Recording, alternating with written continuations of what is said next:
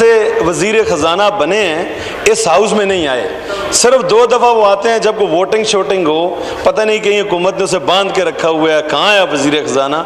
मेरा सवाल ये, मेरा नहीं पूरी कौम का ये सवाल है कि ये इल्ज़ाम लगाते थे कि इसहाक डार साहब ने आर्टिफिशली इस डॉलर को नीचे रखा हुआ है। क्या इनकी पूरी पार्टी में, इनकी पूरी हुकूमत में कोई ऐसा आदमी नहीं है जो डॉलर को कंट्रोल करे? हमें आर्टिफिशली इसे 100 रुपये पे ला के बताएं। और दूसरा, वजीर ख़जाना ने परसों 3 दिन पहले यूके में जब IMF में मुज़ाकरात के हवाले से गए थे, उन्होंने ये वजीर ख़जाना साहब ने जो बात की, उसको कहने दे, उसको कहने दे। मैं जो बात कर रहा हूँ जी, उन्होंने ये कहा कि मुझे इस मुल्क के अंदर महंगाई बढ़ने की वजह नहीं समझ आ रही। एतबार नहीं है कि मैं उनकी बात भी करता हूँ जो स्टेट बैंक ने की, वो सवाल भी करता हूँ। तो जनाब वजीर जो है वो, उसको जिस वजीर ख़जाना को ये पता ना हो कि उस मुल्क के अंदर, यार आप जिस मुल्क के अंदर तेजी से महंगाई बढ़ने की वजह क्या है जी, इसीलिए उस वजीर ख़जाने की जगह ये जवाब दे रहे हैं। अली खान साहब, सर ये जुमे का दिन है और लगता है कि आज हमारे फॉर्मर डिप्टी स्पीकर साहब ने नाश्ता या तो किया नहीं है या लेट किया है कि जो हमारे फाइनेंस मिनिस्टर हैं, एक तो वो वोटिंग के लिए नहीं आते क्योंकि उनका वोट नहीं है। जब वो मेंबर बनेंगे पार्लियामान के, वोट उनका हो जाएगा। शोटिंग का मुझे नहीं पता कि वो शोटिंग क्या होती है। कहते हैं वोटिंग, ना वोटिंग के लिए आते हैं ना शोटिंग के लिए आते हैं। हाँ, जब मेंबर हो जाएंगे फिर आएंगे। आपने जो बात की है, देखें ये टेक्निकल बात है कि स्टेट बैंक से पैसे उधार ले लेके पाकिस्तान का भट्टा बिठा के आपने आर्टिफिशियली मेंटेन किया।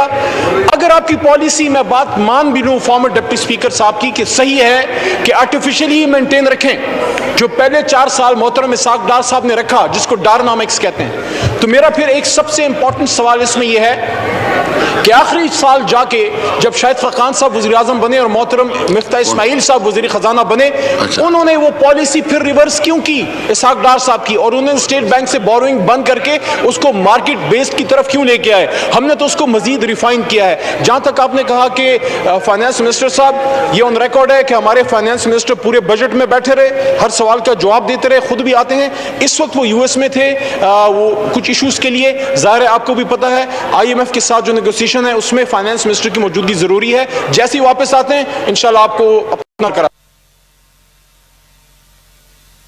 मीर गुलाम अली तारपुर साहब, आप चूंकि पहले बैंक बेंचर और पहली दफा उठे, इसलिए मैंने आपको दिया है क्योंकि 2 तो हो चुके हैं जी। Sorry, thank you Mister Speaker. Sir, हमें सद इज़्ज़त है अपने अली मोहम्मद साहब के लिए, और वो इंजीनियरिंग और कानून पे तो बात कर सकते हैं और भी सब्जेक्ट्स पे, लेकिन ये एक तकनीकी मामला है। ये मैक्रो इकोनॉमिक इम्बैलेंसेस की वजह से इस वक्त जो डॉलर तेज़ी से गिर रहा है, तो इसके लिए मेरे ख्याल में बेहतरीन जो होंगे वो फाइनेंस मिनिस्टर होंगे कि वो आके इस बात का जवाब दें। और मेरी गुजारिश होगी कि आप इस सवाल को डिफ़र करें ताकि वो आएँ और हमें हक़ाइक़ से आगाह करें। शुक्रिया। उमर साहब प्लीज। जनाब स्पीकर, बहुत शुक्रिया। एक फाजल रुकन ने भी बात की थी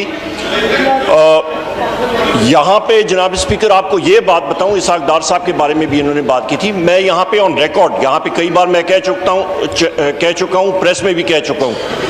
जनाब स्पीकर, साबका हुकूमत ने 23.6 अरब डॉलर, 23.6 बिलियन डॉलर्स उन्होंने कर्जा उठाया। किसके लिए? अपना डेफिसिट फाइनेंस करने के लिए। और किसके लिए? कि डॉलर आर्टिफिशियली 100 के करीब रहे। उससे बेहतर था कि वो डॉलर जो वो उठा रहे थे, वो कर्जा उठा रहे थे, उसको तंदूर में डालते, 3-4 रोटियां पक जाती, पर नहीं, वो जाया किया। उससे पहले क्या होता था? ये पीपल्स पार्टी के हमारे साथी मौजूद हैं। उससे पहले आपका एक्सटर्नल फ्लो साल के तकरीबन 10 अरब डॉलर पाकिस्तान देता था। 50% जो है, 50% आपकी इंटरेस्ट पेमेंट्स में जाते थे। 50% यानी कि 5 अरब डॉलर बाकी आपकी एक्टिविटीज के लिए जाते थे। इस वक्त जनाब स्पीकर, जो मुस्लिम लीग नून के हुकूमत ने जो कर्जे उठाए जो 23.56 अरब डॉलर उठाए, उसकी वजह से आज जो सूद की अदायगी है वो 90% यानी कि तकरीबन 9 साढ़े 9 अरब डॉलर हमें सालाना इस वक्त सिर्फ सूद में देना पड़ रहा है। मतलब ये हकायक है। और दूसरी अहम बात, इन्होंने इन्फ्लेशन अफराद-ए-ज़र के बारे में बात की है, वो भी मैं आपको बताता चलूं। ये इंटरनेशनल मीडिया की रिपोर्ट्स उठा के ज़हमत कर लें, देख लें, मैं पढ़ के आप मुझे 1 मिनट इजाजत दें। ये UK inflation expectations at 13-year high lift rate, मतलब ये आप अंदाजा लगा लें, हाईएस्ट इन्फ्लेशन। इसके बाद higher inflation squeezing US consumers at as food prices rents accelerate। इसके बाद हिंदुस्तान में petrol diesel price hike again, cost 30% more. ये वो हकायक है। और आखिर में जनाब स्पीकर, नवंबर 2018 में हम लोग वजीर आजम के साथ 4-5 लोग हम लोग बैठे थे, हम लोग व्यू फॉइल पे देख रहे थे।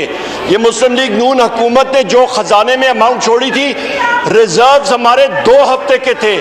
पीपल्स पार्टी को हम लोग बुरा भला जरूर कहते हैं, जब इनकी हुकूमत गई थी 2 महीने के रिजर्व छोड़ के गए थे। मुस्लिम लीग नून गई थी, फैक्चुअल बात कर रहा हूं, 2 हफ्ते के रिजर्व्स थे। इन्होंने तो किश्ती का बेड़ा करके डबो के चले गए थे और अभी ये लोग रो रहे हैं जनाबे वाला। नेक्स्ट क्वेश्चन, आपको तायरा औरंगजेब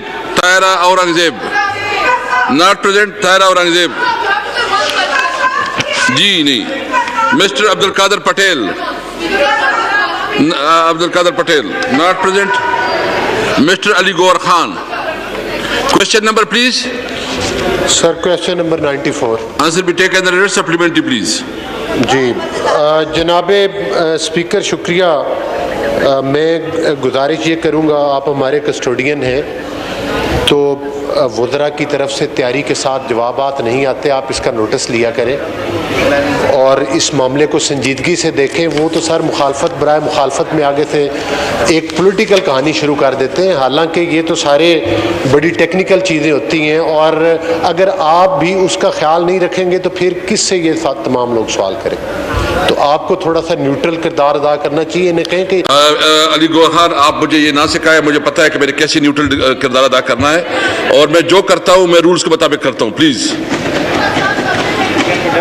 इसको हमने डिफर किया है, तमाम जो प्लानिंग की तो हमने सेक्रेटरी बुलाया। नेक्स्ट क्वेश्चन मिस जिला हुमा। ये डिफर हुए, नेक्स्ट के लिए डिफर हुए हैं। जी प्लीज। थैंक यू जनाब स्पीकर। जिले हुमा अगर आप पुकार तो बहुत अच्छा लगेगा मुझे। जी प्लीज। सर मुझे एक्सपोर्ट के बारे में बात करनी थी। Question number 95 sir. आंसर भी टेक एज सप्लीमेंट्री प्लीज। जिस तरह के कोरोना के हालात में और जिस तरह की मईशत हमें मिली थी जनाब स्पीकर, उसमें हमने जिस किस्म की पॉलिसीज़ हमारी गवर्नमेंट ने अपनाई हैं, उन पॉलिसीज़ की वजह से हमारी एक्सपोर्ट का ग्राफ जो है वो अल्हम्दुलिल्लाह बढ़ता चला जा रहा है, जो कि पिछली गवर्नमेंट्स में देखने को नहीं मिला। मैं ये पूछना चाहूँगी कि इसकी जो बढ़ने का वो है, वो दायरा-ए-कार में किन किन नए ममालिक को शामिल किया गया है जो कि अब जिनके साथ हम एक्सपोर्ट करने जा रहे हैं। थैंक यू जी। Madam Aliya Hamza please. Thank you speaker साहब and thank you honourable member. Thank you इस बात को एक्नॉलेज करने का कि हमारी एक्सपोर्ट्स बढ़ रही हैं और बड़े अच्छे पेस पे बढ़ रही हैं। सर सबसे पहले तो क्रेडिट इस चीज़ को जाता है कि कोविड के अंदर जब पूरी दुनिया बंद थी तो हमने एक्सपोर्ट सेक्टर खोल दिया, और क्रेडिट इस चीज़ को जाता है कि हमने जब पूरी दुनिया के अंदर कोई रिलीफ नहीं दिया जा रहा था तो हम RLNG पर भी रिलीफ दे रहे थे, एक्सपोर्ट सेक्टर को हम अपनी लोकल इंडस्ट्री में इलेक्ट्रिसिटी पर भी रिलीफ दे रहे थे और हम DL-TL भी दे रहे थे। अब इन्होंने कहा है हमारा जो मेजर फोकस है इस वक्त, हमारा फोकस ही ये 2 चीज़ों के ऊपर, मार्केट डाइवर्सिफिकेशन के ऊपर और प्रोडक्ट डाइवर्सिफिकेशन के ऊपर। और सर हमने नई प्रोडक्ट्स भी हम लेकर आ रहे हैं, जिस तरह से मैंने अभी बताया कि हम एग्रो की एक्सपोर्ट में जा रहे हैं, मीट प्रिपरेशन, फिश प्रिपरेशन। अब आ जाए कि हम नई मार्केट्स कौन सी एक्सप्लोर करें। सर लुक अफ्रीका पॉलिसी पहली दफा अफ्रीका की कंट्रीज के अंदर हम पेनिट्रेट करने लगे और लुक अफ्रीका पॉलिसी लेकर आए। ये वो सेक्टर्स हैं जहां पर हम इंसेंटिव दे रहे हैं और हमने पर्टिकुलरली ये इंसेंटिव दिया है कि कोई अगर इन जो नए मार्केट्स पे जाएगा तो हम उसे 2% ऑफ द जो भी वो एक्सपोर्ट करेगा वो हुकूमत उनको फैसिलिटेट करेगी। तो इसी तरह से हम जो दूसरी कंट्रीज हैं उनके साथ भी हम डिफरेंट पीटीएस और एफटीएस नेगोशिएट करें। और जैसे मैंने पहले भी बताया कि कार्स कंट्रीज के अंदर भी हम पेनिट्रेट कर रहे हैं। सो डाइवर्सिफाइड मार्केट ये कि एक तरफ हम अफ्रीका को देख रहे हैं और दूसरी तरफ हम सेंट्रल एशियन कंट्रीज को देख रहे हैं। आज तक हमारी major products USA, China, UK और ऑस्ट्रेलिया वगैरह की तरफ जाती थी, बट अब अफ्रीका की तरफ भी हमारी कंसंट्रेशन है और सेंट्रल एशियन कंट्रीज की तरफ भी है। कैसर अहमद शेख साहब, सप्लीमेंट्री प्लीज। जी, कैसर अहमद शेख साहब। शुक्रिया जनाब स्पीकर, ऑनरेबल स्पीकर साहब। देखिए, इस ऐवान में अगर इंफॉर्मेशन सही दे, ये तो इकोनॉमिक मैटर्स हैं, लेकिन $2 अरब खुद आपने बताया $2 अरब की एक्सपोर्ट बढ़ी है।